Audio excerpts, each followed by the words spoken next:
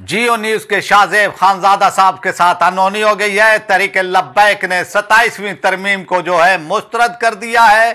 तहरीक लब्बैक के सरबरा अल्लामा हाफिज साद हुसैन रिजवी और उनके छोटे भाई मुफ्ती अनस रिजवी कहाँ हैं, आज इस बारे में आपको एक अलग एंगल से जो है बताऊंगा। अस्सलाम वालेकुम दोस्तों, आप देख रहे हैं मेरा यूट्यूब और फेसबुक चैनल। आपसे रिक्वेस्ट है जिन्होंने मेरे चैनल को सब्सक्राइब नहीं किया है वो मेरे चैनल को सब्सक्राइब कर लें, बेल आइकन को प्रेस कर दें, वीडियो को लाइक भी करें और कमेंट्स जो है अपनी राय लाजमी दिया करें। अगर आपको मेरी वीडियो पसंद आती है इसको शेयर भी किया करें। तो आते हैं अपने पहले टॉपिक की तरफ और ये टॉपिक है शाहजेब खानजादा जो जियो न्यूज के एंकर पर्सन है और कोई तारुफ के मोहताज नहीं है। और उनके बारे में जिस तरह से ये कहा जाता है कि वो लिबरल हैं, तहरीक लब्बैक के खिलाफ हो चाहे फिर वो पीटीआई के खिलाफ, वो अपने एक एजेंडे पर जो है काम करते हैं और तहरीक के खिलाफ यानी तहरीक लब्बैक के खिलाफ भी बहुत यानी वो बक बक करते हैं। और इसी तरह तहरीक इंसाफ के पीछे तो वो हाथ धोकर पड़े हुए हैं। और फिर जिस तरह से तहरीक इंसाफ के चेयरमैन इमरान खान की अहलिया बुशरा बीबी के हवाले से उन्होंने जो है वो प्रोग्राम किया और उस प्रोग्राम के अंदर तहरीक यानी इंसाफ के सरबराह इमरान खान कि अहलिया के हवाले से जो उसने जो है वो प्रोग्राम किया वो किसी भी तरह मुनासिब नहीं था और पाकिस्तानी मुआशरे में जो है इसकी तवक्को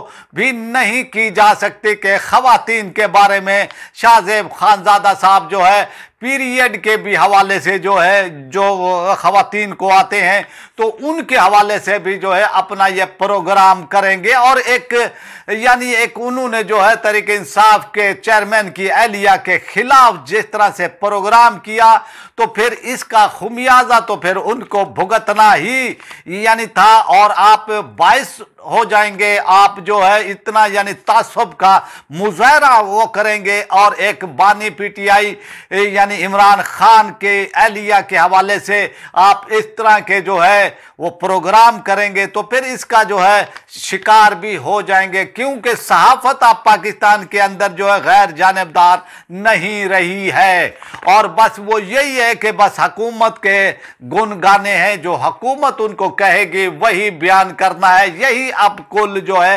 पाकिस्तान में सहाफत रह गई है।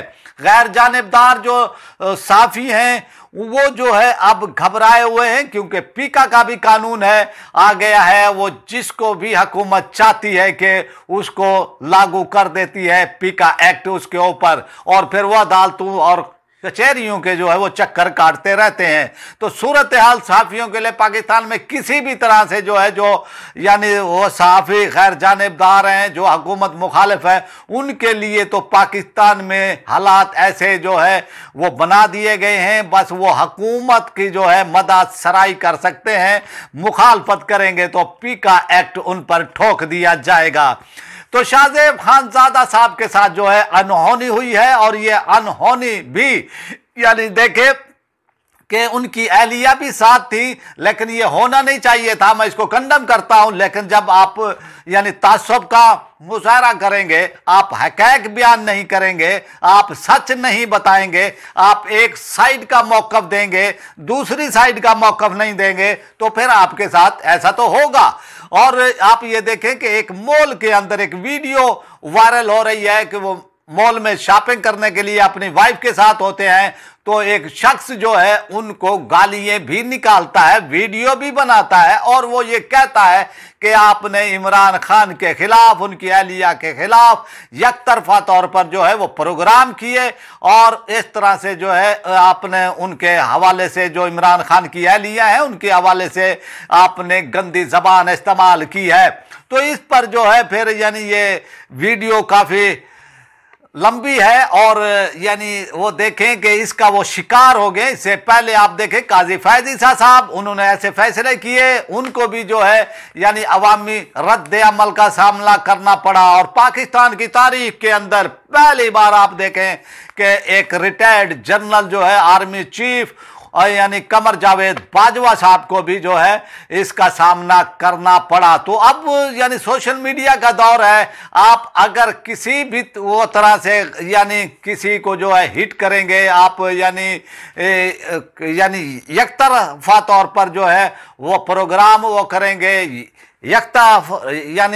यकतरफा तौर पर जो है आप अगर जज हैं तो अपनी यानी वो करेंगे, अपने फैसले ठोंसेंगे, यानी हक़ैक़ पर गैर जानिबदाराना फैसले नहीं करेंगे, तासुब की बुनियाद पर फैसले वो करेंगे। तो इस तरह फिर काजी फैज़ ईसा साहब और आर्मी चीफ साहब कमर जावेद बाजवा साहब और इसी तरह और भी दूसरे जो हैं नून लीग के जो वो सियासी हैं, यानी वो शख्सियात हैं, यानी एहसन इकबाल साहब हैं, वो भी इसका वो शिकार हुए। इसी वो तरह इससे पहले ख्वाजा यानी वो क्या नाम आसिफ इकबाल साहब, आसिफ वो ख्वाजा आसिफ जो है वो सियालकोट से, उनका भी जो उनके साथ भी हुआ। तो सूरत हाल जो है इस वक्त यानी जब एक माहौल यानी पाकिस्तानी सहाफ़ियों को बंद यानी गली में आप वो धकेल देंगे, पीटीआई को आप जो है दीवार से जो है आप इस तरह से जो है वो चुन देंगे, तो इस तरह के फिर वाक़यात तो होंगे। तो ये एक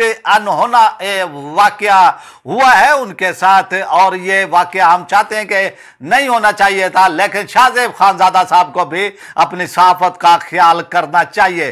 तहरीक लब्बैक ने जो है 19 यानी 27वीं तरमीम को जो है मुस्तरद कर दिया है और ये कहा है इलामिये में तहरीक लब्बैक के तर्जमान ने कि ये जो है 27वीं तरमीम को हम मुस्तरद करते हैं और जिस तरह से ये पास कराई गई है और जिस तरह से फ्लोर क्रॉसिंग कराकर ये यानी आपने पार्टियों से जो है हिम्बरों को तोड़ा और उनको तोड़कर जो है फिर ये 27वीं तरमीम ये पास वो कराई गई है, ये किसी भी वो तरह जो है आईनी नहीं है। ये असम्बली यानी वो असम्बली है जो धांधली वो ज़दा है। तो क्या अब तहरीक इंसाफ और तहरीक लब्बैक के दरमियान कुछ दूरियां जो हैं वो कम होंगी या इनमें कोई इत्तेहाद की फ़ज़ा बन सकती है?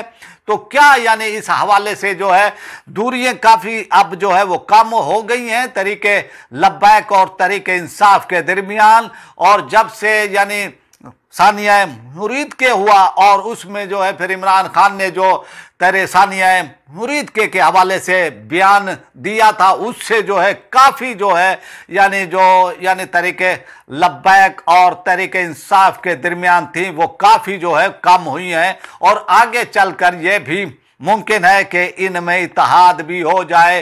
वो जैसे वो तहफ़्फ़ुज़ आईन पाकिस्तान के हवाले से जो है यानी अचकज़ई साहब हैं उनकी क़यादत में जो है और दूसरे यानी वो पार्टी हैं, तो इस इत्तेहाद में शायद तहरीक लब्बैक की भी वो शमूलियत हो सकती है, यानी ऐसे मामलात हो सकते हैं।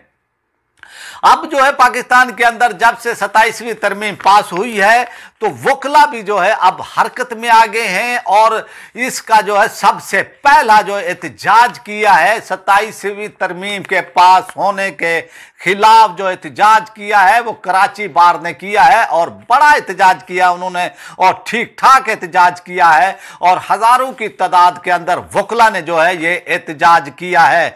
अब ये इतलात आ रही है कि दो बार हैं यानी पाकिस्तान की बड़ी, एक कराची की और एक लाहौर की, और दोनों बार ने जो है जो मुस्ताफ़ी होने वाले यानी आप देखें वो जज हैं वो जस्टिस मंसूर अली शाह साहब और अतर मिनल्ला, तो इनको जो है यानी दावत दी गई है कि वो आएँ और वकला से खिताब करें।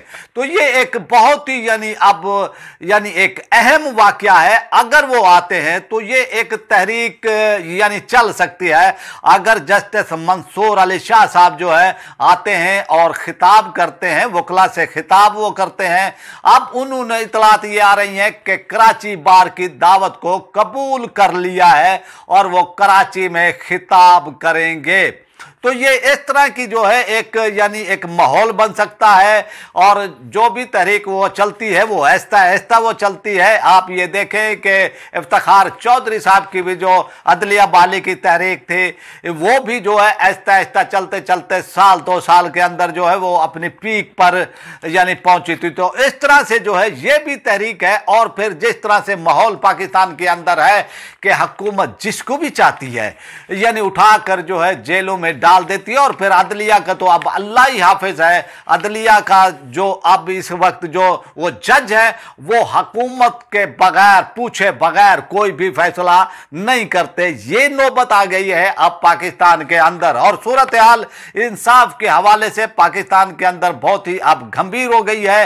लोग वो परेशान हैं। बस अशराफिया के लिए ये पाकिस्तान की अदालतें हैं, अशराफिया के लिए ही यानी कानून सब कुछ उनको सहूलतों के लिए है, अवाम के लिए कुछ भी नहीं है। अगर मंसूर अली शाह साहब ये फैसला कर लेते हैं और वकला तहरीक का आगाज करते हैं तो फिर ये तहरीक कामयाब भी हो सकती है। जो माहौल पाकिस्तान के अंदर बना हुआ है इस सूरत हाल में।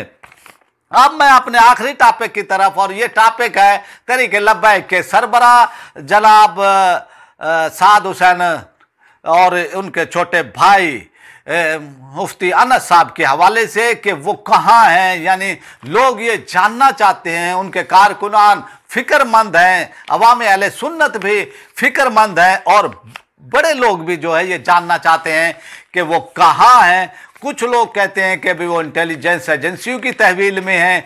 कुछ लोग जो है ये कह रहे हैं कि भाई वो इस हवाले से जो है वो आज़ाद हैं और वो इससे पहले वो पहुंचे थे कश्मीर, कश्मीर से फिर वो पहुंचे मानसेरा, मानसेरा से अब की बार जो आखिरी लोकेशन उनकी बताई जा रही है वो बताई जा रही है यानी खैबर पख्तूनख्वा में ही ये इलाका है वो जमरूद, और यहाँ पर जो है बताया जा रहा है कि वो यहाँ पर मौजूद है। तो मैं अब एक नए अंदाज में आपको जो है कल बताऊंगा, कल अपनी वीडियो में अपने विलाग में आपको वो बताऊंगा। इल्म आदाद की रूह से जो है मैं ये बताऊंगा क्या वो आज़ाद है, क्या वो किसी की तहवील में है। कल की वीडियो जो है मेरी बहुत ही अहम होगी इस हवाले से तहरीके लब्बैक के सरबराह अल्लामा हाफिज साद हुसैन के हवाले से, और इसी तरह मुफ्ती अनस के हवाले से होगी ये वीडियो। इल्म आदाद, एस्ट्रोलॉजी और इसी तरह टैरो कार्ड, तो इन यानी और इल्म जफर के हिसाब से चारों इल्मों का जो है मैं यानी आपको ये बताऊंगा कि ये इल्म क्या कहता है उनके बारे में कि वो आज़ाद है या किसी की तहवील में है। तो मेरी इस वीडियो का कल तक आप जो है इंतज़ार वो कीजिएगा।